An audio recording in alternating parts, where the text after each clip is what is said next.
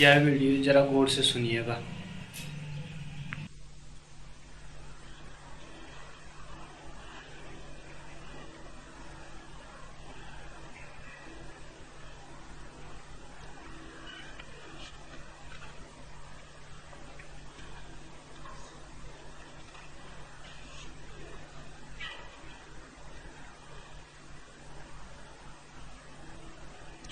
पहला प्रश्न,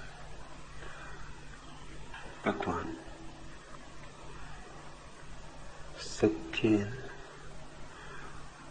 लभ्य स्तब्सा हैष आत्मा सम्यक् ज्ञानेन ब्रह्मचर्येण नित्यम्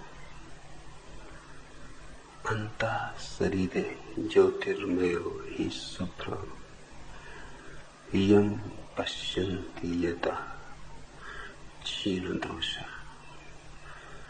यह आत्मा सत्य तप सम्यक ज्ञान और ब्रह्मचर्य से ही प्राप्त किया जा सकता है।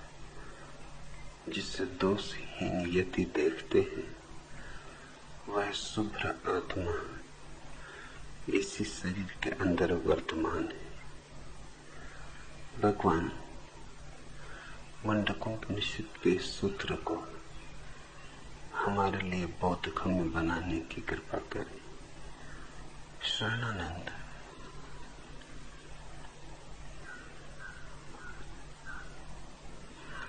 यह सूत्र तो सरल है, पर हजारों वर्षों की व्याख्याओं ने इसे बहुत जटिल कर दिया है। ना समझ सुलझाने चलते हैं तो और उलझा देते हैं।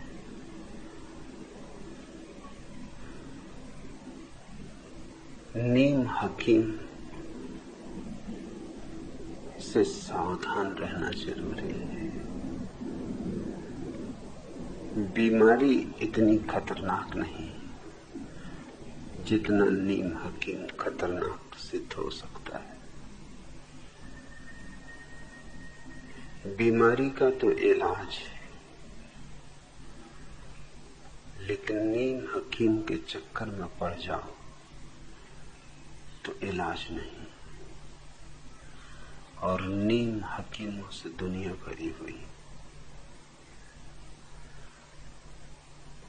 एक आदमी को सर्दी जुकाम था, बहुत दिनों से था और बार बार लौट आता था। बड़े बड़े चिकित्सकों के पास गया, कोई इलाज न कर पाया। फिर एक नीम हकीम मिल गया। उसने कही, ये भी कोई बड़ी बात है, ये तो बाएं हाथ का खेल है, चुटकी बजाते दूर कर दूंगा। इतना करो, सर्दी की रातें हैं, आधी रात में उठो, झील पर जाकर नग्न स्नान करो, झील के किनारे खड़े होकर ठंडी हवा का सेवन करो। वो आदमी बोला, आप होश में हैं या पागल? सर्द रातें हैं, बर्फीली हवाएं, आधी रात को नंग धड़ंग झील में स्नान करके खड़ा होऊंगा, हड्डी हड्डी बच जाएगी, इससे मेरा सर्दी जुकाम दूर होगा। नीम हकीम ने कहा, ये मैंने कब कहा कि इससे सर्दी जुकाम दूर हो? इससे तुम्हें डबल निमोनिया हो जाए, और डबल निमोनिया का इलाज मुझे मालूम। फिर मैं निपट लूंगा।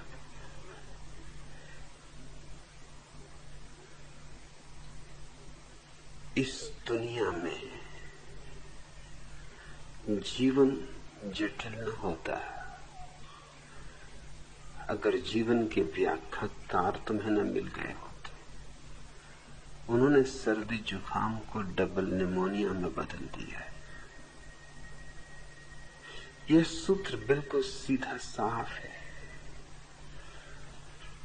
लेकिन जब तुम इस सूत्र को पढ़ोगे तो तुम सूत्र नहीं पढ़ रहे हो। सूत्रों के सुंदर शब्द आच्छादित हो गए हैं न मालूम कितनी व्याख्याओं से, जिससे जब तुम पढ़ोगे सत्य क्या समझोगे, पढ़ोगे तब क्या समझोगे, पढ़ोगे सम्यक ज्ञान क्या समझोगे, पढ़ोगे ब्रह्मचर्य क्या समझोगे। शब्द तो बहुत दूर खो गए हैं जंगलों में व्याख्याओं की। तुम्हारे हाथ में व्याख्याएं रह गई।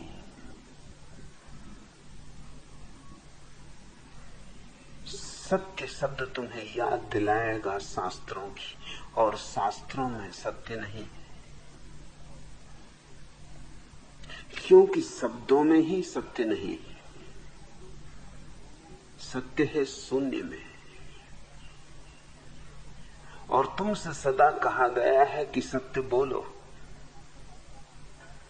तुम्हारे भीतर सत्य में और बोलने में एक संयोग बन गया है। सत्य बोला नहीं जाता, जिया जाता है, अनुभव किया जाता है। यद्यपि जिसने सत्य का अनुभव किया उसके आचरण में, उसके उठने बैठने में, उसके हलन चलन में, उसकी हर गतिविधि में सत्य की आभा होती। उसके शब्दों में भी शब्द की प्रतिध्वनि होती, सत्य नहीं, प्रतिध्वनि। और उस प्रतिध्वनि को वही समझ पाएगा जिसने अपने भीतर का सत्य जाना हो। गीता जिन्हें कंठस्थ है कि रामायण की चौपाइयां याद किए बैठे हैं, कि बाइबल या कुरान या धम्मपद सिर पर ढो रहे हैं, इनसे तो सत्य बहुत दूर हो गया। सत्य तो तुम्हारे जीवन का सार है। सत्य बाहर नहीं है, भीतर है। वेदों में नहीं, पुराणों में नहीं, तुम्हारी चेतना की सुगंध है। सत्य ध्यान में है। लेकिन जब भी तुम सत्य शब्द को सुनते हो तो तुम्हें लगता है शास्त्र, याद आते हैं वेद, कुरान, बाइबल, याद आते हैं बुद्ध, महावीर, कृष्ण, क्राइस्ट, मोहम्मद। सत्य शब्द सुन के कभी तुम्हें अपनी याद आती?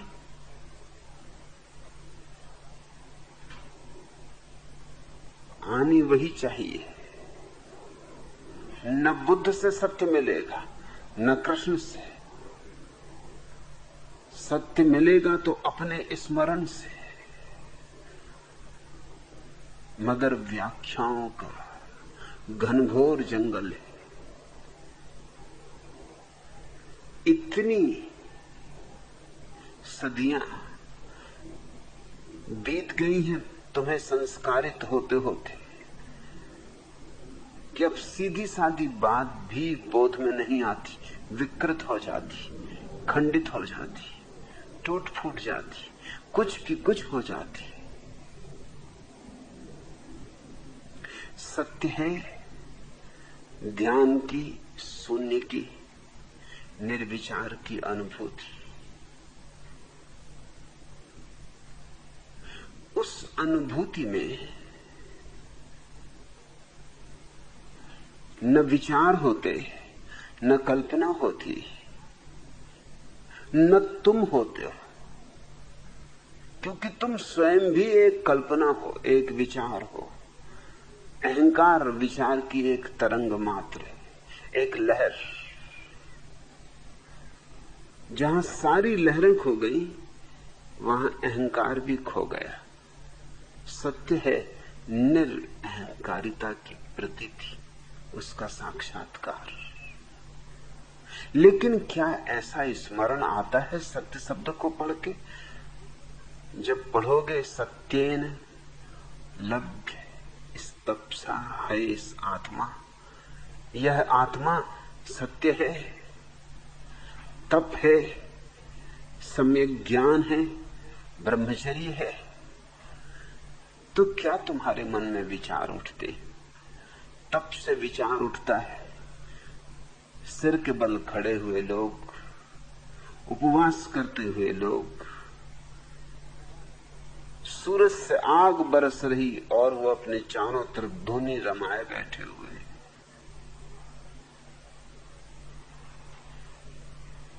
तब से तुम्हें क्या याद आता है? कांटों पर लेटे हुए लोग,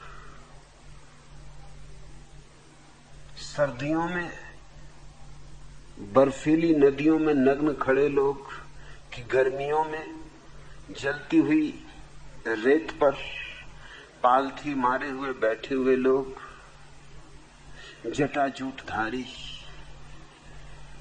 शरीर के दुश्मन, अपने को गलाने में लगे, सड़ाने में लगे, इस तरह के आत्महंताओं की याद आती। तब शब्द को सुन के ही याद आती उन लोगों की जो अपने को कष्ट देने में कुशल है। दुनिया में दो तरह के हिंसक हैं। एक वे जो दूसरों को सताते हैं, ये छोटे हिंसक हैं, क्योंकि दूसरे को तुम सताओगे तो दूसरा कम से कम आत्मरक्षा तो कर सकता है, प्रत्युत्तर तो दे सकता है, भाग तो सकता है, पैरों पर गिर के गिड़गिड़ा तो सकता है, कोई उपाय खोज सकता है, रुस्बत दे सकता है, चापलूसी कर सकता है, सेवा कर सकता है, गुलाम हो सकता है। और दूसरे तरह के वे आत्महिंसक हैं जो खुद को सताते। वहां कोई बचाव नहीं, वह हिंसा बड़ी। अब तुम खुद ही अपने को सताओगे तो कौन तुम्हें बचाएगा, कौन प्रतिकार करे? अपना ही हाथ अगर आग में जलाना हो तुमने ही अगर तय किया हो आग में जल जाने का, तो फिर बचना मुश्किल है। आत्महत्या करने वाले व्यक्ति को कैसे बचाओगे? कानून नियम बनाता है मगर बचा पाता है क्या? कानून बड़ा मूढ़तापूर्ण मालूम पड़ता है। कानून कहता है जो आदमी आत्महत्या करेगा उसको सजा मिलेगी। अभी बड़े मजे की बात, उसने तो आत्महत्या कर ही ली, अब तुम क्या खाक सजा दोगे? सजा तुम उसको दे सकते हो जो आत्महत्या कर रहा हो और कर न पाया हो, और जो आत्महत्या करना चाहता है, क्या इस दुनिया में उससे कुछ कमी? इतने सरदार इतनी बसें चला रहे हैं, ट्रकें चला रहे हैं, देसी ठर्रा पिए हुए ट्रेनें चल रही हैं, मालगाड़ियां दौड़ रही हैं, झाड़ हैं, पहाड़ हैं, नदी है, समुद्र है। जिसको आत्महत्या करनी है इस बड़े जगत में कोई उसे बचा सकता है? कैसे बचाओगे?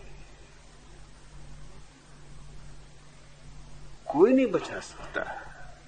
हाँ, पकड़ा जाता है वह व्यक्ति जो करना नहीं चाहता था, यूं ही करने का बहाना कर रहा था, करने की तरकीब कर रहा था कि उसका कुछ प्रभाव पड़ जाए, धमका रहा था। स्त्रियां आत्महत्या के बहुत उपाय करती, 2-4 गोली खा लेंगी नींद की, मगर इतनी कभी नहीं खाती कि मर जाए। इतनी ही खाती हैं कि तुमको थोड़ी मुसीबत में डाल दें, कि अब डॉक्टर को बुलाओ, कि पुलिस से छिपाओ, कि अब डरो उनसे, कि अब दोबारा तुमने जो भूल की थी अब ना करना, अब उनकी मान के चलना।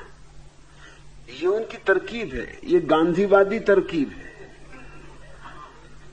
अपने को सता के तुम तक कब्जा पाने की।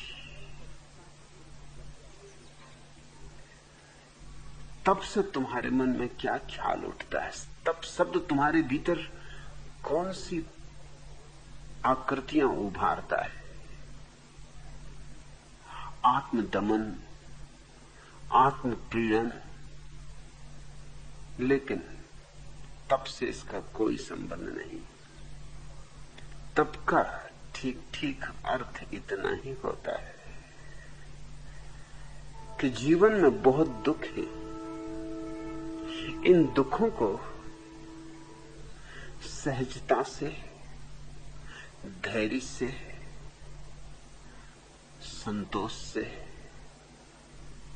अहोभाव से अंगीकार करना, और दुख पैदा करने की जरूरत नहीं। दुख क्या कुछ कम है? पांव पांव पर तो पटे पड़े, दुख ही दुख तो है चारों तरफ। लेकिन इन दुखों को भी वरदान की तरह स्वीकार करने का नाम तप है। सुख को तो कोई भी वरदान समझ लेता है, दुख को जो वरदान समझे वह तपस्वी है। जब बीमारी आए उसे भी प्रभु की अनुकंपा समझे, उससे भी कुछ सीखे। जब दुर्दिन आए तो उनमें भी सुदिन की संभावना पाए। जब अंधेरी रात हो तब भी सुबह को न भूले। अंधेरे से अंधेरी बदली में भी वो जो शुभ्र बिजली कौंध जाती उसका विस्मरण ना हो। कुछ दुख आरोपित करने की जरूरत नहीं, दुख क्या कम है। इसलिए मैं अपने सन्यासी को नहीं कहता कि संसार को छोड़ो, जंगल में जाओ, अपने को सताओ। संसार में कोई दुखों की कमी है कि तुम्हें जंगल जाना पड़े? यहां तरह तरह के दुख हैं। जीवन चारों तरफ संघर्ष, प्रतियोगिता, वैमनस्य, ईर्षा, जलन, द्वेष, इन सब से भरा है। एक दुश्मन नहीं, 1000 दुश्मन। जिनको तुम दोस्त कहते हो वो भी दुश्मन। कब दुश्मन हो जाएंगे कहना मुश्किल। मैकियावेली ने अपनी अद्भुत किताब प्रिंस में लिखा है कि अपने दोस्तों से भी वह बात मत कहना जो तुम अपने दुश्मनों से न कहना चाहो। क्यों? क्योंकि तुम्हारा जो आज दोस्त है वो कल दुश्मन हो सकता है। मैकियावेली पश्चिम का चाणक्य है। दोस्त से भी मत उघाड़ना अपने हृदय को, क्योंकि वो भी नाजायज लाभ उठाएगा किसी से, फिर तुम पछताओगे। यहां तो सब तरफ कांटे ही कांटे हैं। अब और कांटों की सैया बनाने की जरूरत क्या है? तुम जिस सैया पर सोते हो रोज वह कांटों की नहीं, उतने से मन नहीं भरता। पत्नी और पति तुम्हें कम दुख दे रहे हैं।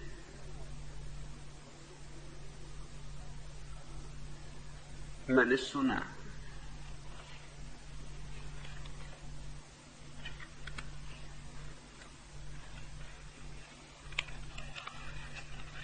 पति पत्नी में पति के देर से घर लौटने पर झगड़ा हो रहा था। पत्नी बोली, अगर आप आइंदा रात 9 बजे के बाद आएंगे तो मैं आपको छोड़कर किसी और से शादी कर लूंगी। पति ने कहा, तब तो पड़ोस वाले गुप्ता जी से ही कर लेना। पत्नी ने आश्चर्यचकित होते हुए पूछा, गुप्ता जी से ही क्यों? पति ने शांति से उत्तर दिया, मैं उनसे बदला लेना चाहता हूं। यहां कुछ कमी है। एक दोस्त अपने संगी साथी से कह रहा था, बारिश आने वाली है, मुझे बड़ा डर लग रहा है, मेरी पत्नी बाजार गई हुई। उसके मित्र ने कहा, इसमें डरने की क्या बात है? अरे बारिश कुछ उसे गला तो न देगी, कोई मिट्टी की तो बनी नहीं। बहुत बारिश आ जाएगी तो किसी दुकान में घुस के खड़ी हो जाएगी। मित्र ने कहा, इसी का तो डर है। जिस दुकान में घुस जाती वहीं उधारी करके आ जाती। इस जिंदगी में तुम दुख तो देखो, कुछ कमी है, तब करने कहां जा रहे हो?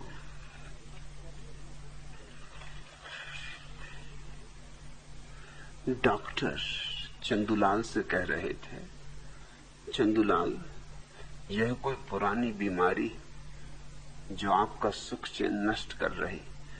चंदूलाल मुंह पे हाथ रख के अपनी पत्नी की तरफ इशारा करके डॉक्टर से बोले, जरा धीरे डॉक्टर साहब। वह इधर ही खड़ी हुई।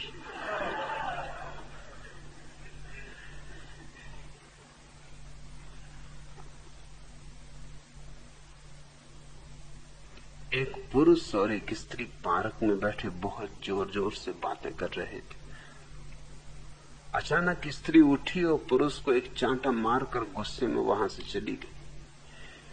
इतने में पास से गुजरने वाले व्यक्ति ने वहां बैठे पुरुष से पूछा, वह स्त्री क्या आपकी पत्नी थी? इस पर पुरुष ने बड़े तैस में आके जवाब देते हुए कहा, और नहीं तो क्या, तुम मुझे इतना बेगैरत इंसान समझते हो कि मैं किसी ऐरी गैरी स्त्री से चांटा खा लूंगा?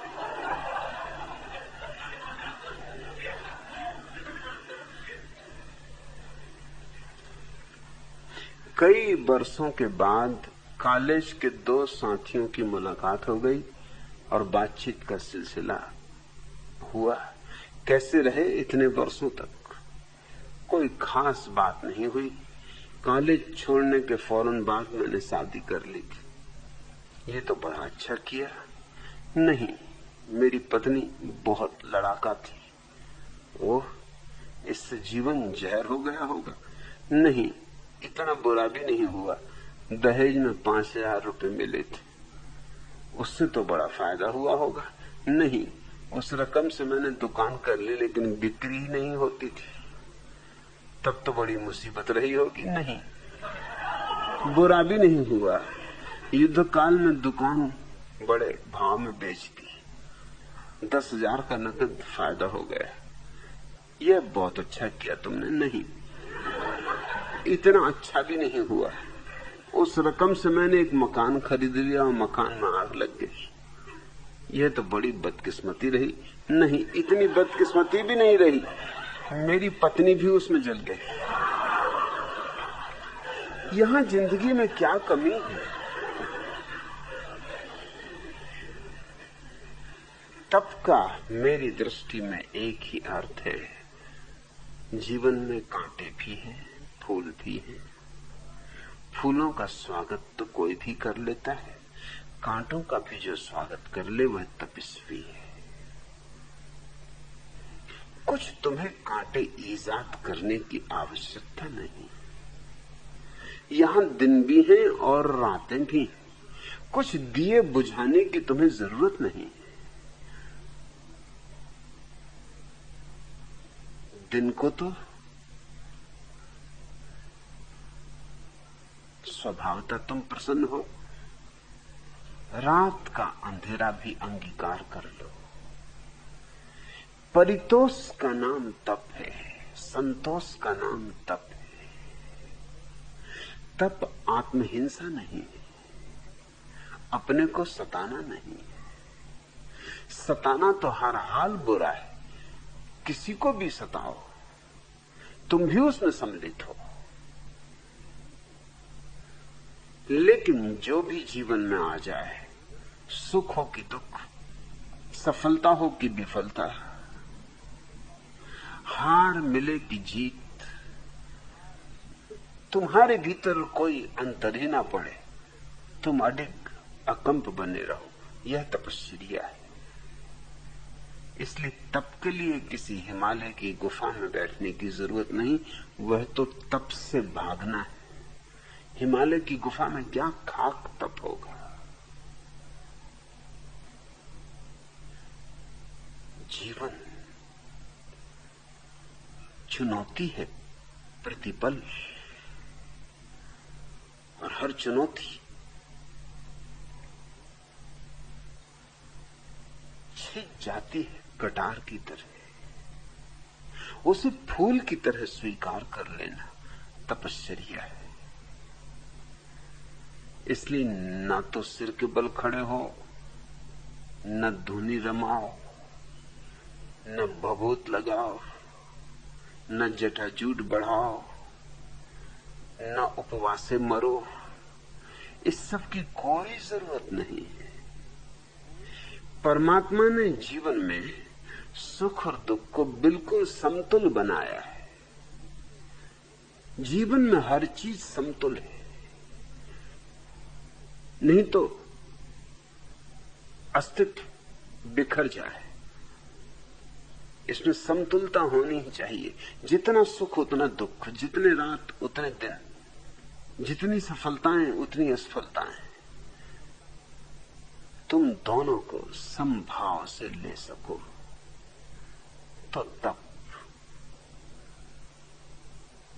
लेकिन तुम्हारी व्याख्याओं ने बड़ी मुश्किल कर दी। तुम्हारी व्याख्याओं ने तुम्हें न मालूम क्या क्या सिखा रखा है।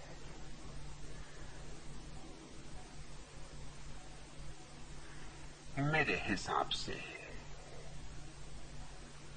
तब तो जीवन की सहज साधना है, असहज नहीं। प्रत्येक वस्तु को जिस दिन तुम आशीष की तरह स्वीकार करने को राजी हो जाओगे, अहोभाव से जीवन के लिए भी धन्यवाद दोगे, परमात्मा को मृत्यु के लिए भी, बस उस दिन जानना कि तुम्हारे भीतर तप का आविर्भाव हुआ है। सत्य है अपने स्वयं की शून्यता का, मौन का, निर्विचार का, निर्बीज अवस्था का अनुभव, और तप है बाहर जो जीवन फैला है उसे संभाव से देखने की दृष्टि।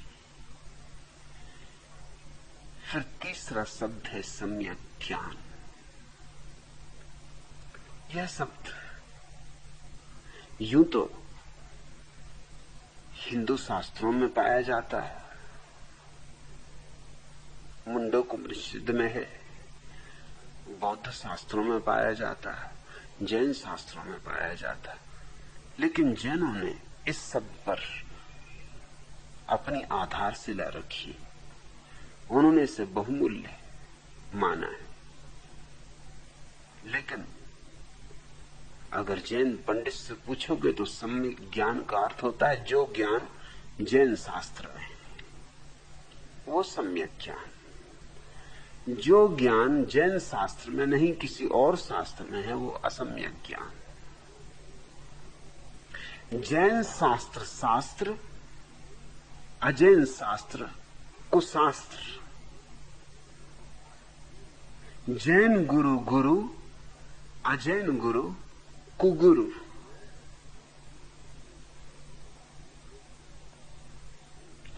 जैन मंदिर में बैठी प्रतिमा सुदेव किसी किसी और मंदिर में बैठी प्रतिमा को देव।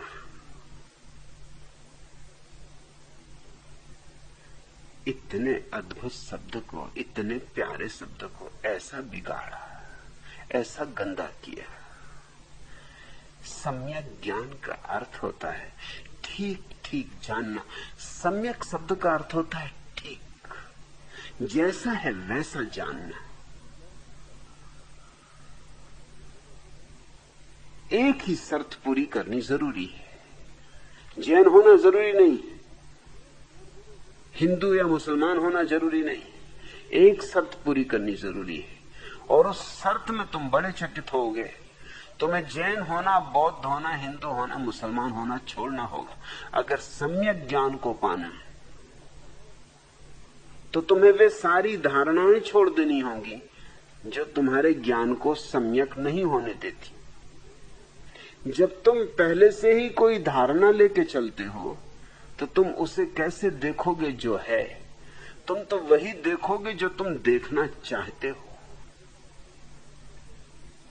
तुम्हारी आंखों पर तो एक पर्दा है, तुम्हारी आंखों में तो एक चित्र रमा है, एक चित्र बसा है। उसी चित्र के आधार से तुम यथार्थ को देखोगे। ऐसा देखना असम्यक ज्ञान। अगर कुरान बीच में आ जाए या गीता, महावीर या बुद्ध, तो तुम जो जानोगे वो असम्यक ज्ञान। कोई बीच में ना आए, तुम सीधा सीधा जानो। जानने की क्षमता तुम्हारी निर्मल हो, स्वच्छ हो, किसी पूर्व ग्रह से आच्छादित नहीं, किसी पूर्व धारणा से भरी नहीं, दर्पण की तरह हो, जो सामने आए उसे झलकाते, जैसा है वैसा झलकाते। यूं ना कहे कि इस शकल को मैं ना दिखाऊंगा क्योंकि ये शकल सुंदर नहीं। कहते हैं बाबा तुलसीदास को कृष्ण के मंदिर में ले जाया गया तो उन्होंने झुकने से इंकार कर दिया। उन्होंने कहा मैं नहीं झुकूंगा, मैं तो धनुर्धारी राम के सामने ही झुकता हूं।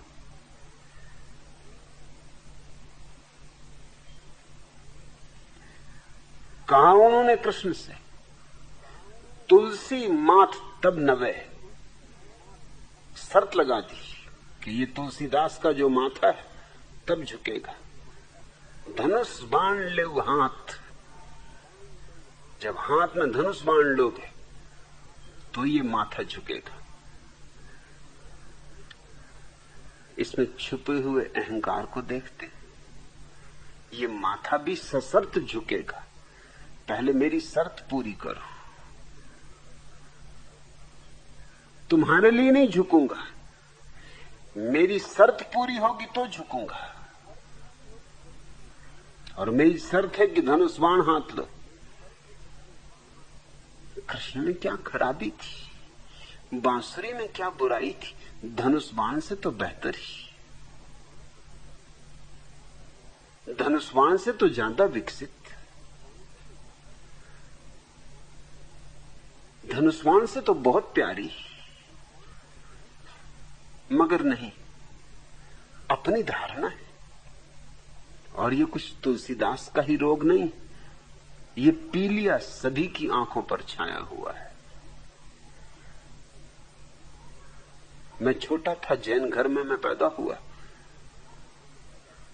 मेरे संगी साथी तो हिंदू थे, उनके साथ मैं मंदिर जाता।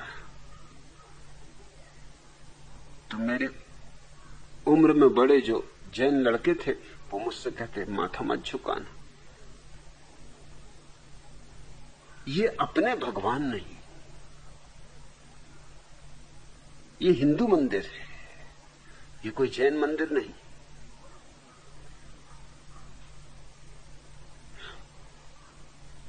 और जब हिंदू बच्चों के साथ मैं कभी जैन मंदिर पहुंच जाता तो वो कोई भी सिर न झुकाते, वो कहते ये नागा बाबा है। नंग धड़ंग बैठे, इनके सामने क्या सिर झुकाना। वो हंसी मजाक उड़ाते। ये छोटे बच्चों की ही बात होती तो क्षम्य थी, बड़े बच्चों में भी कुछ फर्क नहीं, उम्र ही ज्यादा है, बच्चे वही के वही। तुम किसी जैन मुनि को ले जाओ कृष्ण के मंदिर में, सिर नहीं झुकाएगा। कुदेव के सामने सिर झुके। तुम ले जाओ किसी हिंदू सन्यासी को, वो महावीर के सामने सिर नहीं झुकाएगा, क्योंकि महावीर तो नास्तिक। बुद्ध के सामने सिर नहीं झुकाएगा, बुद्ध तो भ्रष्ट करने वाले, इन्होंने ही तो देश को बर्बाद कर दिया, इन्होंने तो भ्रष्टाचार के बीज बोए। तुम मस्जिद के सामने से गुजरते हो, तुम्हारे मन में कभी भाव उठता है कि झुक जाओ, कि जाके 2 क्षण भीतर आराधना कर लो, प्रार्थना कर लो? सवाल ही नहीं उठता। और झाड़ के नीचे किसी ने पत्थर पर लाल रंग पोत दिया है, 2 फूल रख दिए, एकदम घुटने टेक के हनुमान जी का 40 शुरू। मुसलमान को कुछ नहीं होता वहां। तुम्हारी अपनी धारणाएं आंखों पर छाई रहती, उन्हीं से तुम देखते हो, इसलिए कुछ का कुछ देखते हो, जो है वैसा ही नहीं देखते। दर्पण की तरह जो हो जाए वह सम्यक ज्ञान को उपलब्ध होता है। दर्पण का कोई आग्रह नहीं होता, निराग्रही होता है। दर्पण के सामने सुंदर चेहरे वाला व्यक्ति खड़ा हो तो, असुंदर खड़ा हो तो, धनुष बाण लिए हुए राम खड़े हो तो, और बांसुरी बजाते कृष्ण खड़े हो तो, और नग्न महावीर खड़े हो तो, कोई भेद ना पड़ेगा। दर्पण तीनों को झलकाएगा, समभाव से झलकाएगा। सम्यक ज्ञान का अर्थ होता है ठीक ठीक जानना, और ठीक ठीक जानने के लिए जरूरी है शास्त्रों से मुक्ति, सिद्धांतों से मुक्ति, धारणाओं से मुक्ति, पूर्वाग्रहों से मुक्ति। जब तुम ये सारा कचरा अलग कर दोगे, ना हिंदू, ना मुसलमान, ना ईसाई, ना जैन, तब तुम सम्यक ज्ञान को उपलब्ध हो सकोगे। लेकिन सारी दुनिया अपने अपने कचरे को पकड़े हुए, जोर से पकड़े हुए। मेरा कचरा, सोना, तुम्हारा सोना कचरा, मेरा है इसलिए सोना होना ही चाहिए।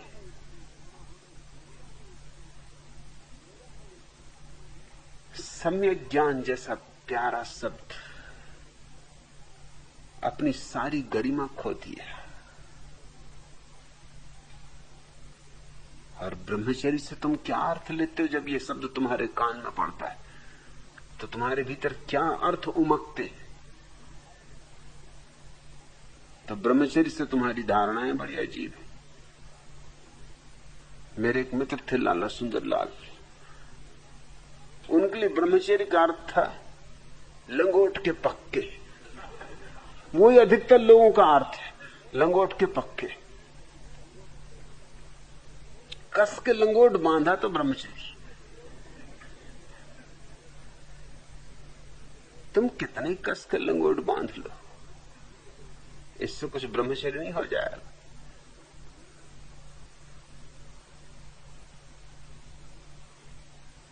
ब्रह्मचर्य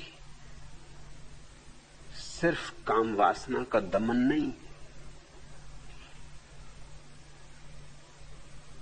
काम वासना का रूपांतरण, और दोनों में जमीन आसमान का भेद है। जो काम वासना को दबाएगा वो तो रुग्ण हो जाएगा। ब्रह्मचर्य को तो क्या उपलब्ध होगा? वो तो सामान्य नैसर्गिक वासना से भी नीचे गिर जाएगा। वो तो और भी विकृत हो जाए। उसके जीवन में तो 1000 तरह की विकृतियां आ जाएंगी। हाँ, ये भी हो सकता है कि तुम उन विकृतियों को भी पूजा देने लगो। विकृतियां भी पूजी जा रही हैं।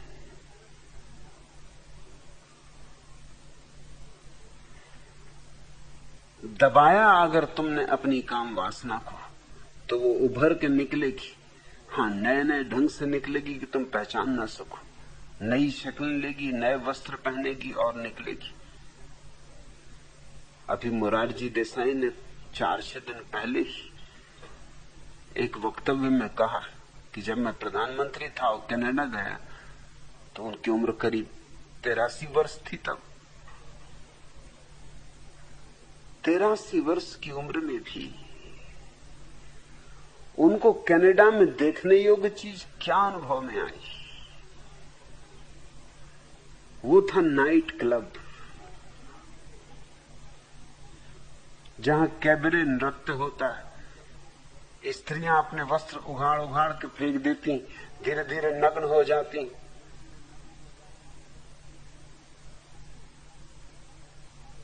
कारण क्या देते हैं वो?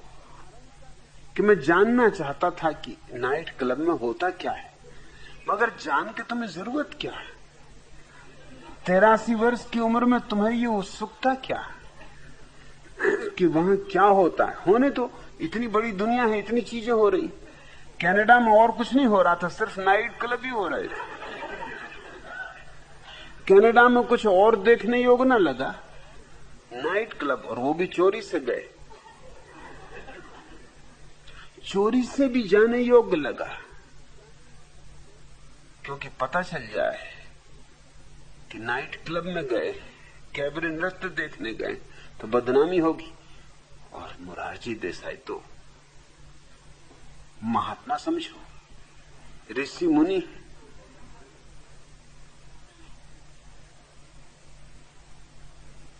मगर उन्होंने ये बात अब क्यों कही? अब कही उसके पीछे और कारण। गुजरात विद्यापीठ के विद्यार्थियों के सामने वो अपने ब्रह्मचर्य की घोषणा कर रहे थे, उसमें ये बात भी कह गए कि मेरा ब्रह्मचर्य वहां भी डिगा मगा नहीं। 83 वर्ष की उम्र में कैबरे नृत्य देखने गए, ब्रह्मचर्य डगा नहीं उनका। ये तो यूं हुआ कि कब्र में कोई पड़ा हो और चारों तरफ कैबरे नृत्य होता रहे, और कब्र में पड़ा हुआ महात्मा गए, अरे नाचते रहो, मैं अपने ब्रह्मचर्य में पक्का लंगोट का पक्का, ऐसा कस के लंगोट बांधा है कि क्या तुम मुझे हिलाओगे? तो उन्होंने बड़ा रस लेके वर्णन किया कि जैसे मैं अंदर गया, 4 सुंदर स्त्रियां जो मुझे पहचान गई, क्योंकि अखबारों में उन्होंने तस्वीर देखी होगी, आंखें एकदम मेरे पास नाचने लगी, हाव भाव प्रकट करने लगी, मगर मैं भी बिल्कुल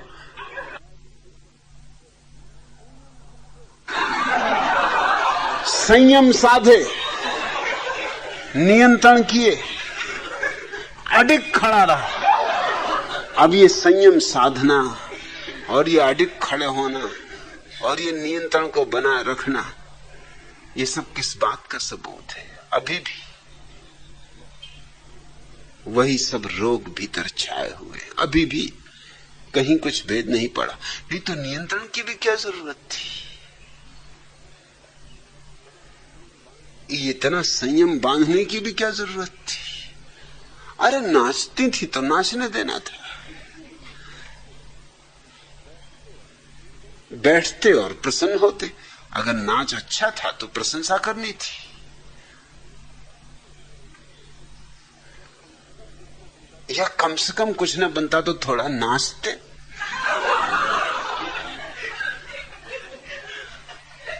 मगर बिल्कुल खड़े रहे,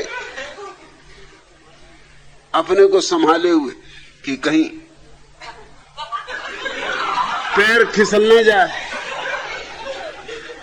पैर फिसलने का डर,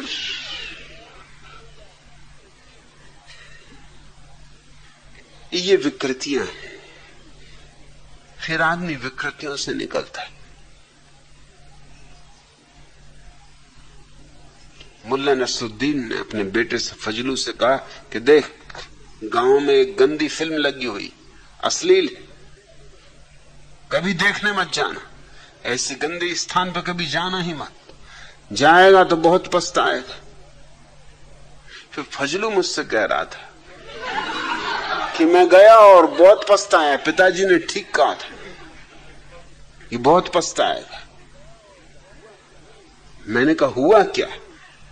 उसने कहा हुआ ये कि पिताजी ने जो कहा था सब ठीक निकला। उन्होंने दो बातें कही थी, एक तो ऐसी चीजें देखने मिलेंगी जो नहीं देखनी चाहिए, और दूसरा कि बहुत पछताएगा। दोनों बातें हुई। उनका फिर भी मैं समझूं कि क्या क्या हुआ। उसने कहा पहली बात तो ये हुई कि पिताजी वहां देखने को मिले।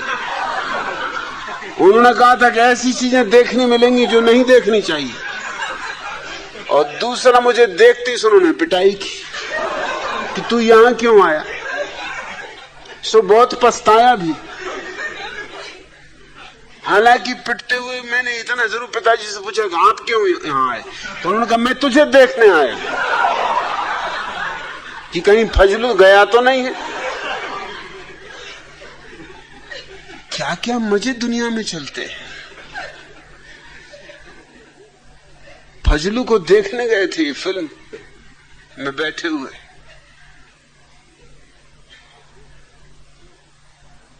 लोग फिर बहाने खोजेंगे, फिर क्या क्या बहाने नहीं खोजते। जैसा ही व्यक्ति दमन करेगा वैसे ही उसके भीतर जो दमित वेग है वो पीछे के दरवाजों से रास्ते बनाने लगेंगे। उस व्यक्तित्व के जीवन में दोहरापन पैदा हो जाएगा या अनेकता पैदा हो जाएगी। उसके बहुत चेहरे हो जाएंगे। वो खंड खंड हो जाएगा। कहेगा कुछ, करेगा कुछ, सोचेगा कुछ, सपने कुछ देखेगा। उसके जीवन में विकृति ही हो जाएगी। उसके जीवन की एकता खंडित हो जाएगी। ब्रह्मचर्य का यह अर्थ नहीं। ब्रह्मचर्य शब्द में ही अर्थ छिपा हुआ है। ब्रह्म जैसी चर्या, ईश्वरीय आचरण, दिव्य आचरण। दमित व्यक्ति का आचरण दिव्य तो हो ही नहीं सकता। अदिव्य हो जाएगा, पाश्विक हो जाएगा, पशु से भी नीचे गिर जाएगा। दिव्य आचरण तो एक ही ढंग से हो सकता है कि तुम्हारे भीतर जो काम की ऊर्जा है वो ध्यान से जुड़ जाए। ध्यान और काम तुम्हारे भीतर जब जुड़ते हैं तो ब्रह्मचर्य फलित होता है। ब्रह्मचर्य फूल है ध्यान और काम की ऊर्जा के जुड़ जाने का। ध्यान अगर अकेला हो और उसमें काम की ऊर्जा ना हो तो फूल कुम्हलाया हुआ होगा, उसमें शक्ति ना होगी। और अगर काम अकेला हो उसमें ध्यान ना हो तो वो तुम्हें पतन के गर्त में ले जाएगा। काश ये दोनों जुड़ जाएं, ध्यान और काम। काम है शरीर की शक्ति और ध्यान है आत्मा की शक्ति। और जहां ध्यान और काम जुड़े वहां आत्मा और शरीर की शक्ति जुड़ गई। फिर तुम इस महान ऊर्जा के आधार पर उस अंतिम यात्रा पर निकल सकते हो जो ब्रह्म की यात्रा है। तब तुम्हारे जीवन में ब्रह्मचर्य होगा। खंडित व्यक्ति की तो प्रतिभा भी नष्ट हो जाती है। इसलिए तो मोरारजी देसाई जैसे लोगों के पास प्रतिभा नाम मात्र को नहीं, हो ही नहीं सकती। बुद्धि से तुमकी दुश्मनी हो जाती। तुम्हारे तथाकथित महात्माओं को तुम देखो, इनके भीतर तुम बुद्धि ना पाओगे। इनको तुम बिल्कुल बुद्धू पाओगे, मगर ये तुम्हें बुद्धू दिखाई नहीं पड़ते क्योंकि तुम्हारी धारणा ये है कि देखो उपवास कर रहे हैं। अब उपवास बुद्धि का क्या संबंध? बुद्धिमान आदमी उपवास करेगा ही क्यों? जितनी जरूरत होगी उतना भोजन करेगा, न ज्यादा भोजन करेगा न कम भोजन करेगा। बुद्धिमान आदमी तो हमेशा समता से जिएगा। शरीर की जरूरत है उतना भोजन देगा, ज्यादा नहीं देगा क्योंकि ज्यादा शरीर पर बोझ होता है, कम भी नहीं देगा क्योंकि कम शरीर की हत्या करना है। बुद्धिमान व्यक्ति उतना देगा जितना आवश्यक है, उतना सोएगा जितना आवश्यक है, उतना श्रम करेगा जितना आवश्यक है। ये तो बुद्धुओं के लक्षण है। या तो कम खाएंगे या ज्यादा खाएंगे, या तो कम सोएंगे या ज्यादा सोएंगे, या तो कम श्रम करेंगे या ज्यादा श्रम करेंगे, कभी मध्य में ना हो पाएंगे। गांव में एक प्रसिद्ध नेताजी का भाषण होने वाला था। वे सभा स्थल पर पहुंचे तो देखा वहां सिर्फ एक ही श्रोता बैठा था। नेताजी ने उससे पूछा, अब क्या करना चाहिए? जैसा आप ठीक समझे, उसने उत्तर दिया, मैं एक मामूली किसान और ये जानता हूं कि जब मैं 20 गायों को चारा डालने जाता हूं और यदि वहां सिर्फ एक गाय भी हो तो मैं उसे बिना चारा दिए लौट नहीं आता। उसके उत्तर से प्रभावित हो नेताजी ने भाषण दिया। 1 घंटे बाद जब उनका धुआंधार भाषण समाप्त हुआ तो नेताजी ने ग्रामीण से पूछा, कहो भाई कैसा रहा? बहुत सुंदर, किसान बोला, लेकिन मैं तो एक मामूली किसान हूं और सिर्फ ये जानता हूं कि 20 गायों की जगह मुझे यदि एक गाय मिले तो मुझे उसको सबका चारा नहीं खिला देना चाहिए।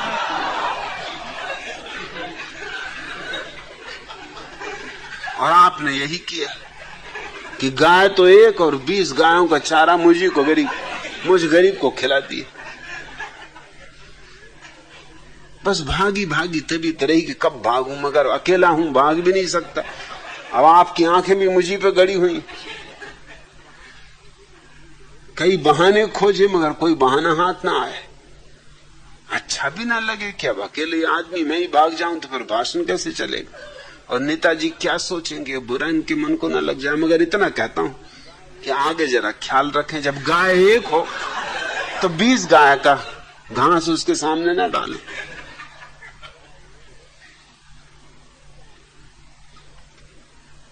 एक साधारण किसान में भी ज्यादा बुद्धि होती तुम्हारे नेताओं से। फिर चाहे वे नेता धार्मिक हों और चाहे राजनीतिक, कुछ भेद नहीं है उनमें। तुम उनको नेता ही किस लिए कहते? तुम्हारे नेता कहने के भी कारण बड़े अजीब होते हैं। कोई चरखा चलाता है, हाथ की बनाई हुई खादी पहनता नेता हो गया। कोई उपवास करता है, 2-3 घंटे शीर्षासन करता है, महात्मा हो गए। इसमें बुद्धिमत्ता का कहीं भी कोई संबंध है? चरखा चलाने में कोई बहुत बुद्धिमत्ता की जरूरत है? थोड़ी बहुत पहले रही भी हो तो चरखा चलाते चलाते नष्ट हो जाएगी। चरखा चलाओगे, चरखा ही हो जाओगे। बस खोपड़ी में वही चरखा घूमता रहेगा। और कुछ तो और भी पहुंचे हुए तकली चला रहे हैं, बैठे बैठे तकली ही घुमाते रहते।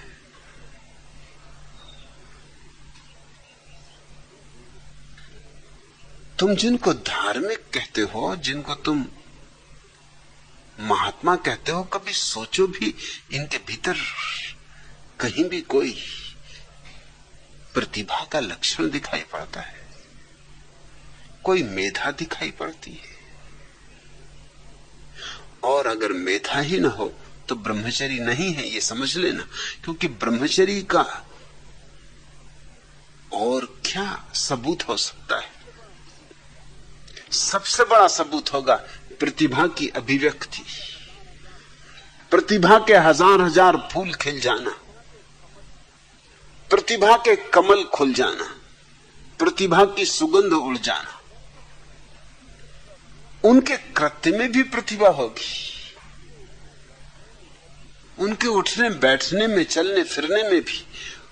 इसलिए चर्या, चलना फिरना, उठना बैठना, उनके जीवन के हर एक कृत्य में तुम एक धार पाओगे, एक चमक पाओगे, एक ओज पाओगे। लेकिन तुम्हारे धार्मिक नेताओं की जिंदगी में तुम जंग लगी पाओगे, और जितनी ज्यादा जंग चढ़ी हो उन पर, उतने ही तुमको वो जचेंगे, क्योंकि तुम्हारी धारणाएं, तुम्हारी मान्यताएं। अब कोई आदमी खड़ा है 10 साल से, खड़े श्री बाबा हो गए, 10 साल से खड़े हो, इससे क्या प्रतिभा का लेना देना? दुनिया में कौन सा सौंदर्य बढ़ रहा है तुम्हारे खड़े होने से? कौन सी संपदा बढ़ रही, कौन सा सुख बढ़ रहा है, कौन सी शांति बढ़ रही? मगर भक्तगणों की भीड़ लगी हुई, भजन कीर्तन चल रहा है, क्योंकि खड़े श्री बाबा 10 साल से खड़े, 10 साल से नहीं 10,000 साल से खड़े हों। इनके खड़े होने से क्या होता है? ये खड़े खड़े ठूंठ हो गए हों तो भी क्या होता है? या कोई मौन हो गया। मेरे एक मित्र मेरे साथ एक बार कलकत्ता यात्रा पर गए, रास्ते में यूं बात कर रहे थे। एक मौनी बाबा थे, उनके वो भक्त थे। मैंने उनसे पूछा कि मौनी बाबा, मैं तुम्हें क्या खास बात दिखाई पड़ती? अरे उनका खास बात, आज 20 साल से मौन। मैंने कहा इसमें तो कुछ खास बात नहीं।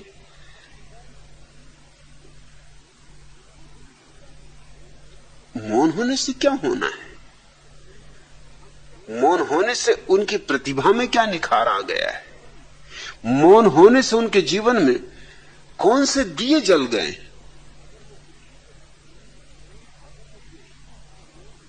अगर वो बुद्धू थे 20 साल पहले, तो मौन होने से और बुद्धू हो गए हैं। उन्होंने कहा, आप भी कैसी बात करते?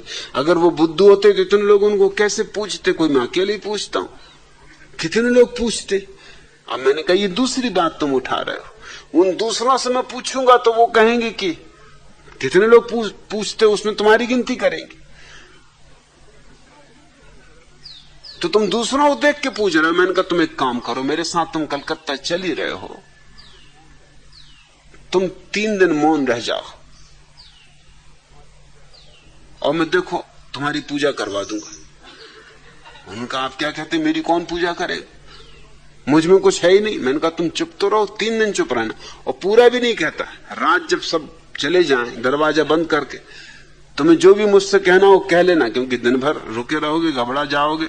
दुकानदार आदमी हो, 24 घंटे बात करते हो, तो रात एकांत में तुम मुझसे बोलने की स्वतंत्रता रखना। मगर दिन में लाख कुछ हो जाए, अपने को बिल्कुल बांधे रखना, बोलने ही मत। कुछ अगर बोलने होगा तुम्हारे लिए तो मैं बोल दूंगा, कि जैसी आपकी मर्जी। उनको बात जची करके देख लेने जैसी। कलकत्ते में ठहरता था सोहनलाल दुगड़ के घर पर। वो कलकत्ता के एक बड़े करोड़पति थे। जब मैं उनके घर पहुंचा, वो मुझे लेने आए, तो उन्होंने पूछा कि आपके साथ कौन? मैंने कहा ये मौनी बाबा। मौनी बाबा, इनकी क्या खूबी? मैंने कहा ये 30 साल से मौन। वो एकदम उनके पैरों पर गिरे। वो बेचारे सज्जन जो दुकानदारी करते थे, कपड़ा बेचते थे, और कपड़ा भी कुछ खास नहीं, कटफिश की एक छोटी सी दुकान थी। सोहनलाल दुगड़ जैसा करोड़पति उनके पैरों पर गिरे। सख्चाए भी, मैंने उनको इशारा किया कि सख्चाना मत। अब जब मौनी बाबा बन गए तो अब डरना मत, अभी तो बहुत कुछ होगा, ये तो शुरुआत। जब सोहनलाल दुगड़ तुम्हारे पैर में गिरेंगे तभी तुम कलकत्ते के सब मारवाड़ियों को गिरते देखोगे। तुम घबराते क्या? तुम रुको जरा। वो तो इतने घबरा गए कि वो मुझे हाथ से धक्का मारेंगे, भैया बात ठीक नहीं।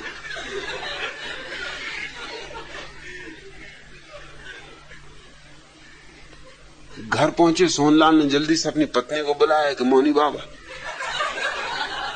मोहल्ले के लोग इकट्ठे हुए कि मौनी बाबा है, 30 साल से मौन। और मौनी बाबा पे जो गुजर रही वो मैं जानू कि वो रात का वक्त देख रहा है जी, कब रात आए कि अपनी दिल की मुझसे कहें। जैसे ही रात आई दरवाजा जल्दी से बंद करके मेरे पैरों पर गिर पड़े और कहा कि मुझे माफ करो, मुझे ये काम करना ही नहीं, मुझे जाने दो, मैं तो अभी भागे जाता हूं, रात को चुपचाप निकल जाऊंगा। ये क्या झंझट मेरे पीछे लगा था। इतने इतने बड़े लोग जिनके घर मुझे अगर मिलने भी जाना होता तो कोई मिलने नहीं देता, चपरासी भीतर नहीं घुसने देता। और मेरे पैर पे गिरते तो मुझको बड़ा संकोच लगता है। और स्त्रियां, उनकी सुंदर से सुंदर स्त्रियां मेरे पैर छू रही, ये क्या करवा रहे हो आप? उनके मैं कुछ नहीं करवा रहा हूं, ये मैं तुमको बता रहा हूं कि कैसी कैसी बेवकूफियां इस देश में। तुम भी उन्हीं बेवकूफों में हो जिसकी तुम 20 साल से पूजा कर रहे हो, और तुम तो अभी सिर्फ 5-6 घंटे ही मौन रहे हो। ये चमत्कार, अभी तुम 3 दिन रुको तो अभी तुम देखना इलाज शुरू हो जाएंगे, बीमारियां ठीक होने लगेंगी। अरे उनका आप क्या कह रहे हैं, मुझ में कोई चमत्कार नहीं, कोई शक्ति नहीं। तुम, मैंने कहा फिक्र ही मत करो, सब आ जाएगा। मौन भर रहो और दिन भर रहो मौन, मगर दिन में बोलना मत और मुझको धक्के वगैरह ही मत मानना, क्योंकि लोगों को शक पैदा हो जाएगा कि बात क्या है। तुम तो अपने आंखें बंद कर लिया, अगर बिल्कुल सहने के बाहर हो जाए, आंख बंद कर लिया, अपने भीतर ही भीतर नमोकार मंत्र पढ़ने लगे कि होने तो जो हो रहा। 3 दिन में तो उनकी डुंडी पिट गई, अखबारों में फोटो आ गए। रात को मुझे फोटो दिखाएं कि क्या करवा रहे हो। अगर मेरे घर पता चल गया, अगर मेरी पत्नी बच्चों को पता चल गया तो तुम तो मेरा घर लौटना तंग बंद कर दोगे। ये अखबार अगर वहां पहुंच गए तो मेरी मुसीबत हो जाएगी। और फिर मेरी दुकान की भी तो सोचो। और इधर मैं कटफीस खरीदने आया हूं, तुम नाहक रास्ते में मिल गए। अब मैं कटफीस कहां खरीदूंगा? ये कलकत्ते का बाजार तो खत्म, क्योंकि जिनके आस में कटफीस खरीदता था वो लोग भी मेरे पैर छू रहे हैं। और कई तो मुझे गौर से देखते भी हो कि शकल कुछ पहचानी मालूम होती।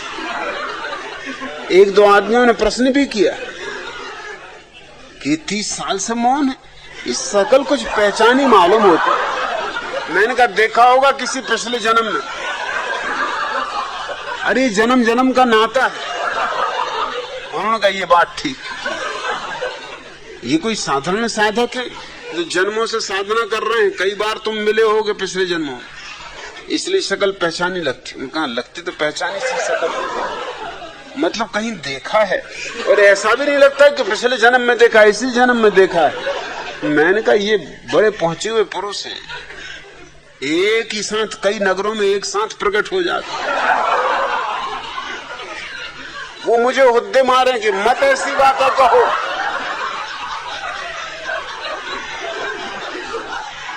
मेरी कमीज खींचे, मत कहो भैया, ऐसी बातें मत कहो, ये बिल्कुल झूठ बातें हैं।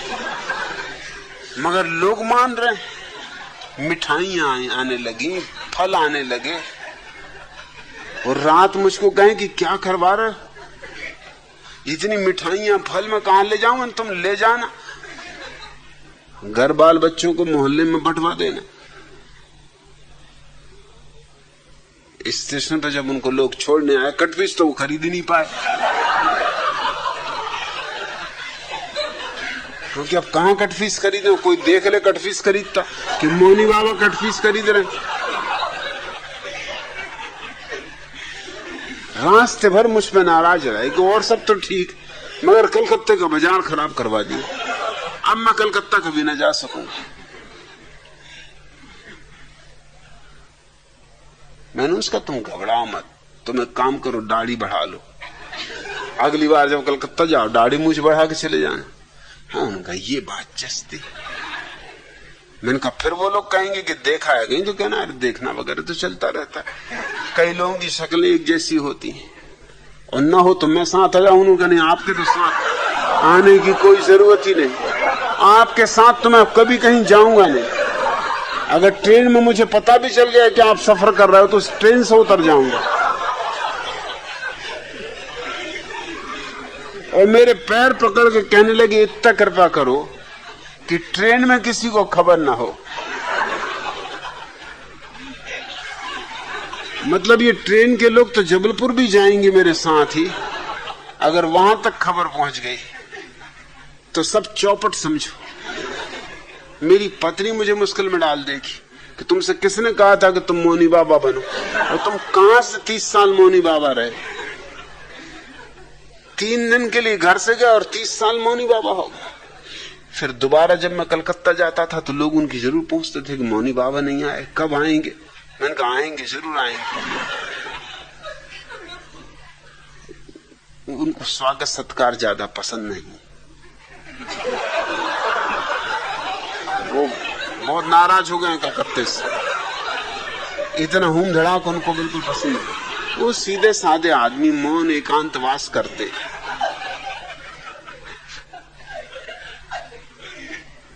तुम जिनकी पूजा करते हो, जिनको महात्मा कहते हो, उसमें तुम्हारी धारणाएं ही भर काम कर रही। तुम आंख खोल के देखते भी नहीं। ब्रह्मचर्य घटित होगा तो अपूर्व ज्योति प्रकट होगी। वही इस सूत्र का अर्थ है। सत्येन लभ्य स्तप्सा है इस आत्मा, सम्यक ज्ञानेन ब्रह्मचर्येण नित्यम। यह आत्मा अभी मिल जाए, मिली ही हुई है। बस इतना ही चाहिए कि तुम सत्य को जान लो। शून्य में जीवन के सुख दुख में संभाव रखो, तप को पहचान लो।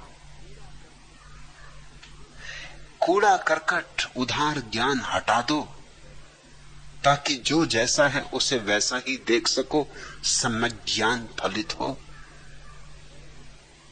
और तुम्हारे भीतर जो शरीर की ऊर्जा है, काम ऊर्जा, और जो तुम्हारी आत्मा की ऊर्जा है, ध्यान ऊर्जा, काम और ध्यान का मिलन हो जाए, काम और राम का तुम्हारे भीतर मिलन हो जाए, तो बस यह आत्मा अभी मिली, इस क्षण मिली। अंतः शरीरे ज्योतिर्मयो ही शुभ्रो। तत्क्षण तुम जान सकोगे कि इसी शरीर में, इसी शरीर के भीतर वह ज्योति छिपी है जो परम शुभ्र है। यम पश्यन्ति यथा क्षीण दोषा। ऐसा उन्होंने देखा है जिन्होंने सारे दोषों से अपने को मुक्त कर लिया है। और यही वे दोष है, विचार दोष है। इसके कारण तुम शून्य नहीं हो पाते। चुनाव दोष है, उसके कारण तुम सम नहीं हो पाते। उधार ज्ञान दोष है, उसके कारण तुम्हारी दृष्टि ठीक ठीक निर्मल नहीं हो पाती। और दमन दोष है, उसके कारण तुम शरीर में छिपी हुई ऊर्जा को आत्मा का वाहन नहीं बना पाते। नहीं तो शरीर की ऊर्जा अश्व की भांति है, तुम उस पर सवार हो जाओ, उसके मालिक हो जाओ, और तुम जान लोगे अपने भीतर छिपे हुए उस परम आलोक को, जिसका ना कोई प्रारंभ है और ना कोई अंत, जो शाश्वत है। उसे जिसने जाना सब जाना, उसे जिसने जीता उसने सब जीता।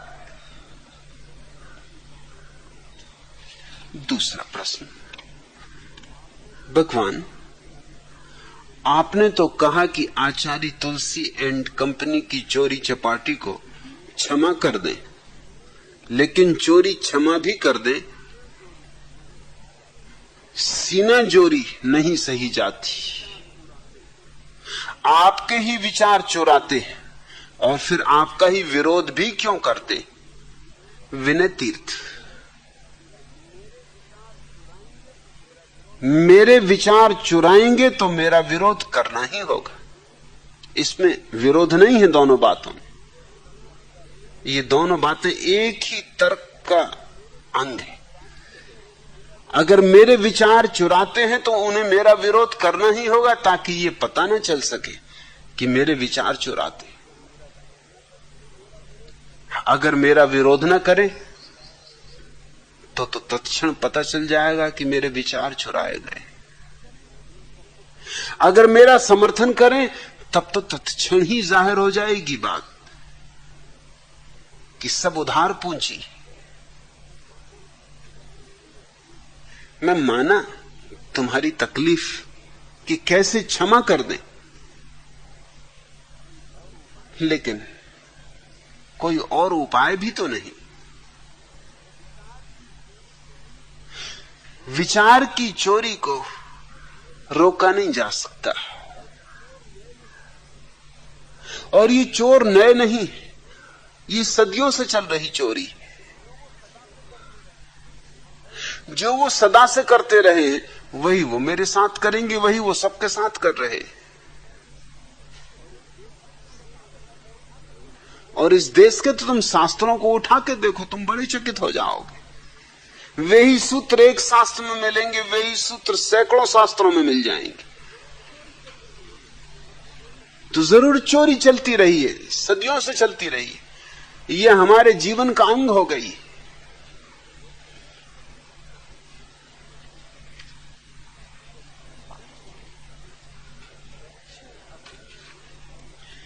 बस में अपनी जेब कटती देख यात्री ने शोर मचाया। जेब कतरा उसे पकड़कर थाने लाया और थानेदार से बोला, हुजूर, यह आदमी शहर में अव्यवस्था फैलाता है, हमें शांतिपूर्वक जेब नहीं काटने देता, गंवारों की तरह चिल्लाता है। थानेदार यात्री से बोला, क्यों जी, दिल्ली में नए आए हो क्या? नए नहीं आए तो फिर भांग खाए हो क्या? इस शहर में कायदे कानून नहीं जानते? जेब कतरों से अकड़ते हो? अपनी औकात नहीं पहचानते? यह संभ्रांत जेब कतरा बिना तुम्हारे शरीर को आघात पहुंचाए अपना काम कर रहा था। इसे धन्यवाद देने की बजाय चिल्लाते हो। गांधी के देश में शांति और अहिंसा का मजाक उड़ाते हो। अगर ये तुम्हें छुरा घोंट देता तुम्हारा गला, कर लेता अपहरण, तब क्या कर लेते तुम और क्या कर लेते हम? खुद अपने ऊपर चाकू चलवाते और दोष पुलिस को लगाते। फिर ये पढ़े लिखे जेब कतरे जेब ना काटें तो कहां जाएं? क्या करें? भूखे मरें, कुएं में पड़ें, इलेक्शन लड़ें, डिग्रियों को चबाएं? सबके सब तो नेता नहीं बन सकते। भाईजान, चिल्लाने से आपदाएं नहीं टलती, उन्हें आराम से सहना सीखो। शहर में आए हो तो शहरियों की तरह रहना सीखो। मेरा मुंह क्या देख रहे हो? चलो बगल के कमरे में जाओ और जेब कतरे जी से चुपचाप अपनी जेब कटवाओ। करो भी क्या विनय तीर्थ, चुपचाप जेब कटवाओ। और ये उल्लू तो हर जगह मिलेंगे, हर साख पे उल्लू बैठे। इनसे बचा भी तो नहीं जा सकता, कोई उपाय नहीं। इनकी जय जयकार करो। तेरी जय हो उल्लू भैया, तेरी जय हो। तुम ही हो अपने पूज्य पिताजी, तुम ही हो मेरी मैया। तेरी जय हो उल्लू भैया। तुम निर्धन के हो दुश्मन, पूंजीपतियों के चाचा। जिसने भी आंख दिखाई झट उसको पड़ा तमाचा। सब तेरे आगे पीछे करते हैं ताता थैया। जय हो उल्लू भैया, तेरी जय हो उल्लू भैया। जितने भी चोर जुआरी सब तुम पर हैं बलिहारी। कभी कभी तो मुझको तुम लगते हो सरकारी। हो जाए तुम जैसा तर जाए उसकी नैया। तेरी जय हो उल्लू भैया। हम कवियों से लक्ष्मी जी रहती हैं रूठी रूठी, जब से आए धरती पर तब से ही किस्मत फूटी। भिजवा दो दिवाली पर केवल 2 लाख रुपया, तेरी जय हो उल्लू भैया। हे लक्ष्मी के वाहन, तुम बहुत बहुत गुणकारी, तेरे पट्टों के दम से चलती है दुनिया सारी। हर सांख पे बैठे बैठे तुम उड़ा रहे कनखैया, तेरी जय हो उल्लू भैया। और करो भी क्या बिना तीर्थ, इसलिए मैंने कहा क्षमा करो। आज इतना। अगर यह वीडियो आपको अच्छी लग रही हो तो वीडियो को लाइक और चैनल को सब्सक्राइब करें।